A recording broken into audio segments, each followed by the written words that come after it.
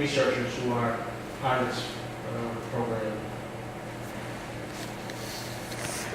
We also have inside them as well is small disclosures as well to see if there's any changes in that. Here is within the North Slope, and actually she's actually doing soil respiration, testing within each plot how things change, how things. We're also doing nitrogen in the soil. Other studies have been done by other groups, mist netting for birds, species of that. They're also doing, Kate Publish is doing with some help with from Barnard College. She's studying doing bird songs in the area. So that here's a student. I believe she's from Hunter. Doing birds, red-winged blackbirds. This is down at the Museum of Hudson Highlands. She did this at the Museum of Hudson Highlands, plus in Black Hawk as well.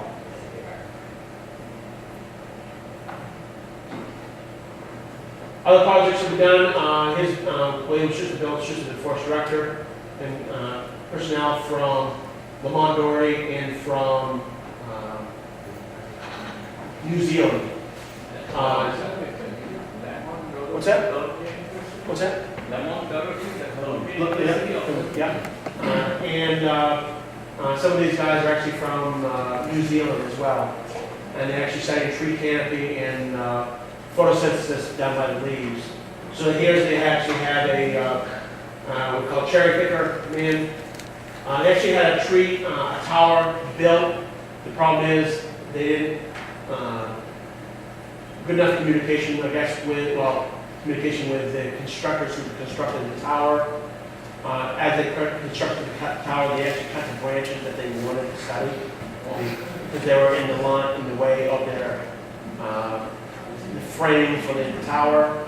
So they were not very happy with that. So they ended up having to bring this cherry picker in order to get to the tree canopy. So these are the instruments they use to test the photosynthesis on the leaves. Another study here, this is actually, she's a Barnard student, and she actually is studying also the photosynthesis of the leaves, the carbon intake of needles and leaves. And this study, the easiest way we found is actually using a shotgun to cut down, shoot down branches. So that she can actually sample. We don't use the shotgun that much. It's only special conditions, and Bill Schuster, the forest director, has to approve anything like that. So yeah, we also have an invasive species studies. Here's the woolly adelgid on the hemlocks. That's really devastating hemlocks around here.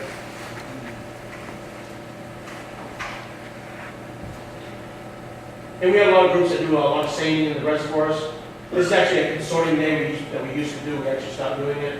Because we actually have seining. This is actually the upper res. We're going to be going shortly.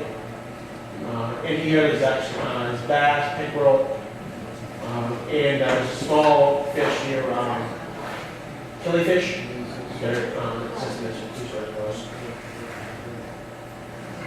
Another thing we do a lot in the forest too is camera motion, camera trapping, and I use it quite a bit.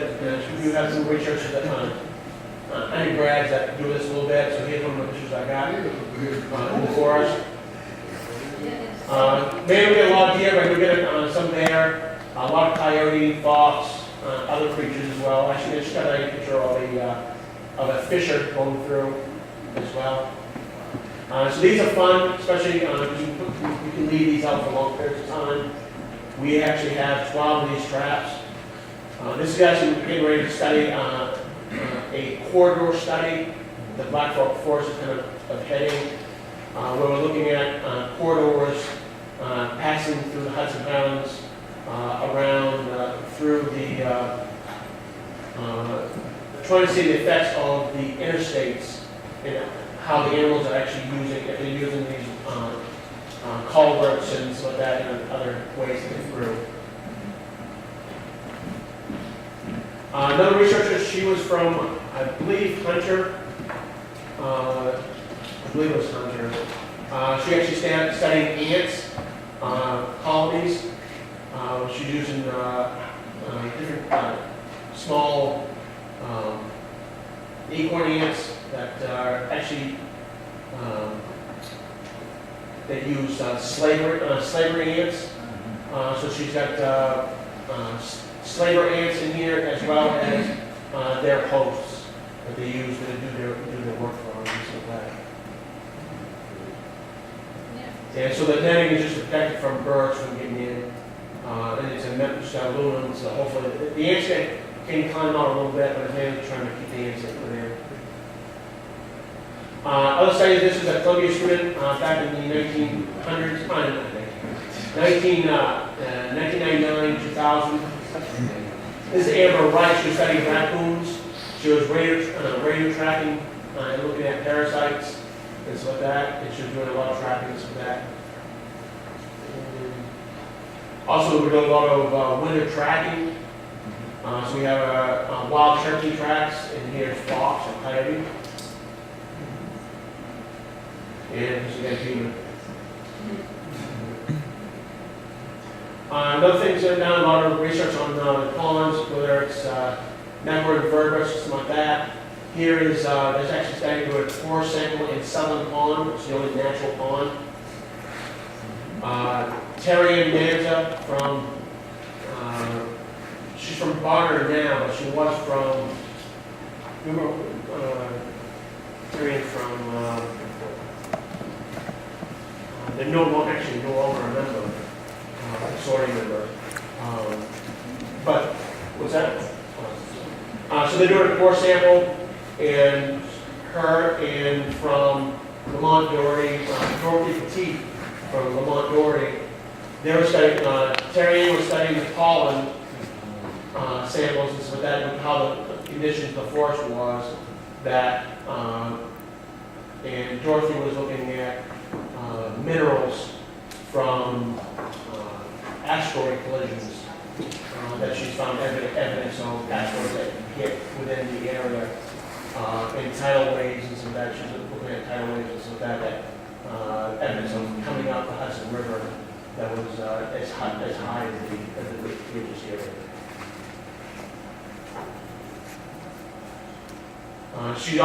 They also took this.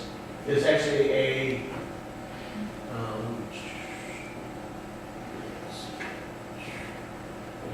jump for a second. They're actually working on my apologies here. I lost it. They actually did an online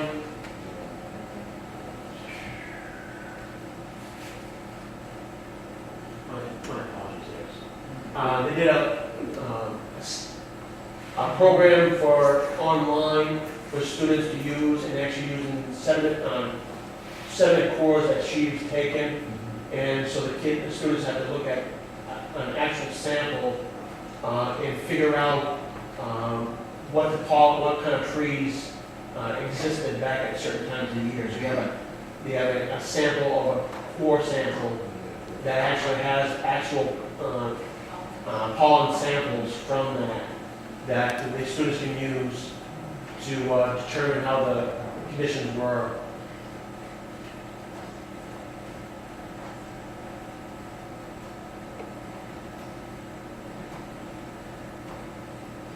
Also, a lot of groups come in and just do scenic hiking and stuff like that. There's roughly 30 miles of trail interconnecting trails of the forest. Some like this one here, this is Split Rock overlooking Southern Pond. It's the only natural pond here. So that sediment core sample is right in here. And also they're actually doing this fin over here, where the lake actually used to be over here, and actually had to fill in and actually move this way. And so she goes out, Terry does a lot of groups during the summer, going out here and doing core samples with students and stuff like that. But also a lot of hiking groups like from this location, because if you kind of look up, you can't see it here, but this is the Manhattan right here. You can actually see just Manhattan in the far distance. In this picture, you actually can't see it.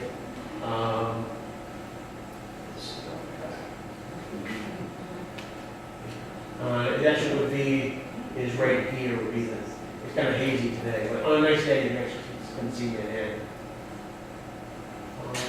To get a little bit away, here's a stone house. Maybe you have time to go up and see it. This was built the original building was built in the early 1800s. This road here is called the Continental Road. This was constructed by the Continental Army during the Revolutionary War. Then after the road was built, then the homestead started coming out. This is the only homestead actually it's still standing. All the other ones have fallen down, and stuff like that, and been destroyed. The shutters here are we have them there for protection. To keep people from breaking in and stuff like that, because we actually had problems with that. It used to be the old, that was your old meeting place before you built this thing. Yes, before it was the old headquarters, so that this was actually the meeting. So buses go to this location. It has 2 rooms in it, so groups can sleep there. We actually have a fireplace here as well for a fire pit for groups with campfires and stuff like that. This is a beehive oven they use. Kind of look at this, actually, if you look at back when it was actually active, we want to actually go see bolts sticking out here and here. This actually used to be a porch. It came out here. These used to be windows that we actually filled them in after the fire in the early 1900s, when they rebuilt it of steel and rock. They actually filled these in. It actually was 3 stories, now it's 2-story. I mean, the attic was actually just rooms upstairs. They actually, in late 1990s, they replaced the wooden roof with metal to help keep the bats out. Bats find their way back here. Here's the kitchen. Here's an old stove. Here's the beehive oven again.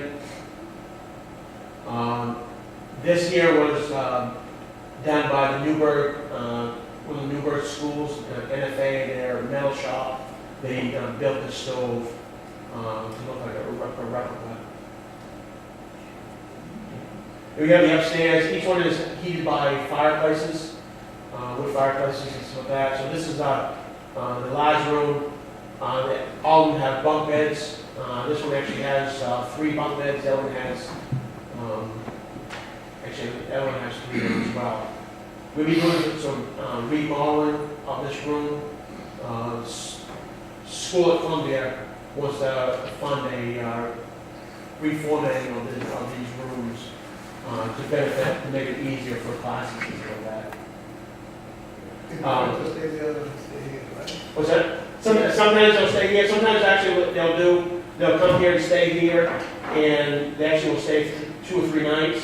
And so they'll take groups out, and some groups will stay there. Alternate, so they do a girls' night up there and then a boys' night. Here's a small room with a fireplace, and here's the bunk beds here. This is the smaller of the rooms. And some groups actually will come there in during the middle of the winter and stay in February and stuff like that. Which is nice because we do have a bunch of firewood. All the firewood comes from the forest. So once you get these rooms warmed up, they stay warm pretty well. The other thing you got to realize is that if fireplaces, no matter how much wood you put in, 3 hours, somebody's going to be up to put more wood on. And actually, you can see this little hole here. You actually see hooks from the ceiling. When the building was rebuilt, when the homestead, people were actually living there into the 1970s. They actually had a wood stove in the corner of the room. They actually had a chimney go across. And so they get as much heat out of the chimney as possible. We put this in 2001, so this is a hand pump. It is drinkable water, but it is hard, very hard water. because it's going through a lot of minerals, but it is drinkable, we do have a test it. But if the group's very sensitive to that high taste, we can bring water from this building here up, and we have things we can use. So they can use this for washing and some of that.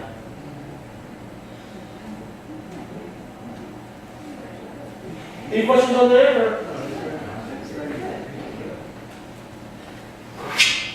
When you have the hunters come up,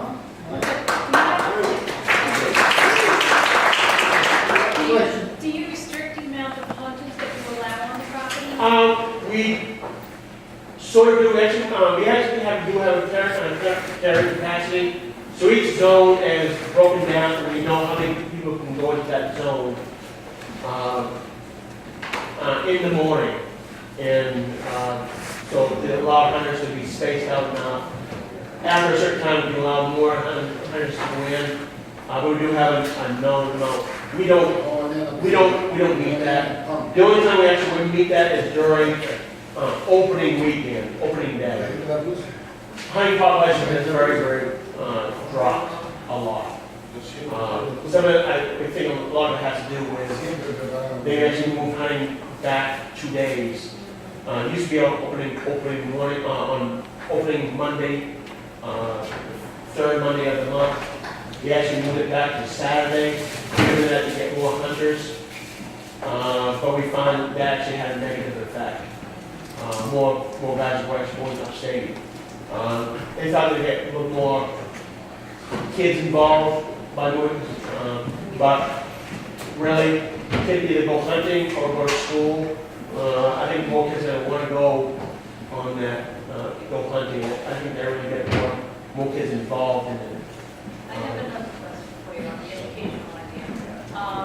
You said, I noticed that you said in one of the slides you had an intern for kids. Do you bring intern students from like colleges here? We do have colleges that support. We used to have interns before us had the funding to do interns. We actually hired interns, but funding was a major hit. But some colleges do provide interns. Actually, Barnard College is supplying has got the funding for 2 interns this year that they're sending out. Hunter has done interns. Another Columbia University has Does done. any of the places that don't have, are not part of the consortium, do they have interns that come up here? Usually more for grad students doing not much interns. We do have a little bit of interns here and there. Some will be helping out with this summer program that we're doing. The booklets here that they actually have some educational interns that are helping out with some of these professors that are doing that. And this actually have it here. This program is not for just for consortium members. This is for any student, from middle school and high school. And actually it's kind of broken down in the week is, there actually is 1 week in June and down in Florida. It's like 1,200, but that's the flight, that's everything included. And I noticed on some of these that it said like, is it 1 day of a class? No, it's 5 days. Okay. So what you have here is actually like, it's week 1 and 2. One says it's afternoon or morning or evening, and what that is, it's actually it's a half-day class. Oh, okay. So the student can come in. The residential on the morning and afternoon classes are more for local, or for the first week is because it's kids can either take just a morning class or they can take an afternoon class. Some are doing 2 classes. They can do one in the morning and they do a different one in the afternoon. And some of them will go, most of them will probably go home. The first week is non-residential, so it's mainly local or somebody that can come up and stay in the area.